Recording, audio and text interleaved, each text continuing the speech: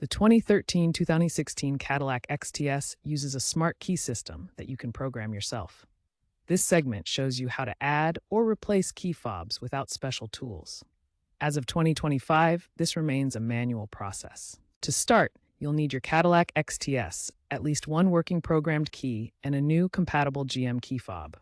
Ensure the new fob matches your vehicle's frequency, typically 314 MHz for North American models. A fresh battery in the new fob is critical. Replace it if necessary to avoid programming failures. The DIY method has around an 80 to 90% success rate, so ensure you follow each step precisely. The standard DIY method starts with cycling the ignition from off to on rapidly. Aim for 8-10 times within 10 seconds without starting the engine. Next, immediately press the lock button on the new key fob while holding it near the driver's seat. This synchronizes the key with the vehicle.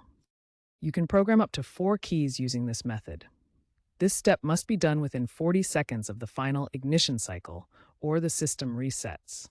If the horn chirps after programming, it indicates success. If there's no chirp, programming has failed. For troubleshooting, try disconnecting the car battery for 5 to 10 minutes to reset the system if programming gets stuck. Compatibility issues often arise with non-OEM fobs, so use quality parts from the manufacturer. If you encounter problems, dealer programming costs between $100 and $200.